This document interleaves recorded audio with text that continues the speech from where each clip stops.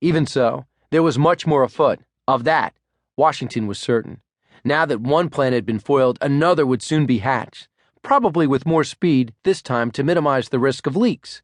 Some delicacy must be sacrificed for the sake of urgency, but could he make his most trusted, most valued, and most secretive ring understand that? He pored over the maps as he would have before a battle. Perhaps there was a way to convey messages across the Hudson River or via Staten Island.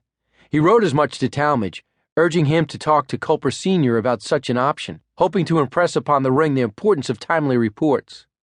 The Culpers, meanwhile, were enjoying something of a reprieve from their oppressive worries that had plagued them of late. Colonel Simcoe had left his reluctant hosts, the Townsends, and led the Queen's Rangers back to the mainland in an effort to capture George Washington. They had failed, and Simcoe was now being held prisoner by the Americans.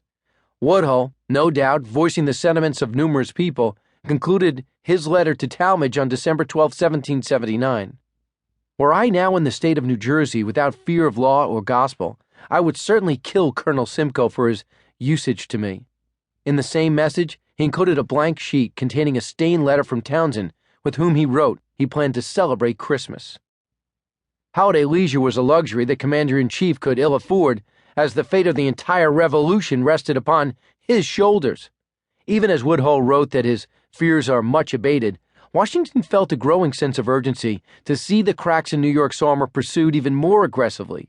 Matters in the southern colonies showed signs of deteriorating come spring, which meant that his attention and resources would even be more divided and strained. If the British were plotting any offensive maneuvers from the city, he wanted to be prepared. Washington must have communicated his urgency to the ring because Amos Underhill visited Townsend's shop with increasing frequency and, starting in mid-January 1780, appeared in his ledger 4 times in just over 3 weeks. But the smuggled messages were not meeting the pressing demands Washington was facing.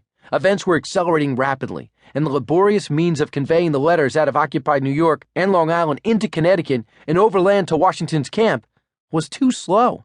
Instead of providing new information, the Culper's intelligence was now providing verification of facts the general had already learned. His accounts are intelligent, clear, and satisfactory, consequently would be valuable, but owing to the circuitous route through which they are transmitted, I derive no immediate or important advantage from them, Washington wrote Talmadge on February 5th. And, as I rely upon his intelligence, the only satisfaction I derive from it is that other accounts are being confirmed or corrected by his, after they have been some time received. He was not unsympathetic to the tremendous challenges his ring faced, most specifically, the risk Culper Jr., who lived and worked in the heart of British operations, endured every day.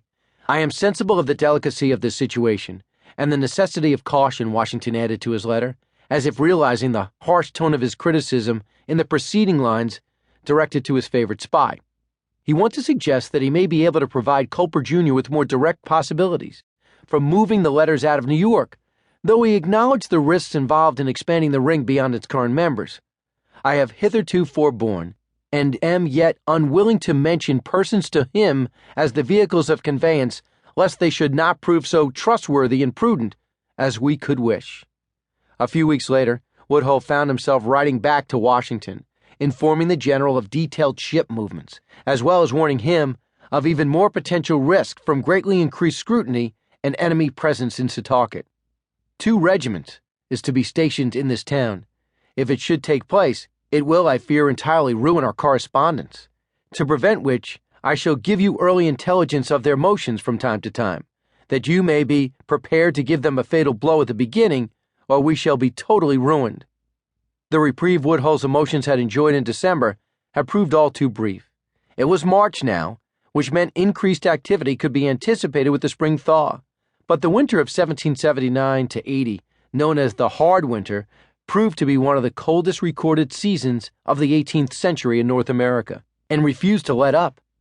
The weather took a turn for the worse, with tumultuous spring storms thwarting several efforts to convey letters to Washington, explaining that the Culpers had taken seriously his concerns regarding the speed of their reports. Under increased pressure to perform, Woodhull once again let his nerves get the best of him, as he attempted to count and recount the blank sheets of paper that had come to him as part of his last batch of goods.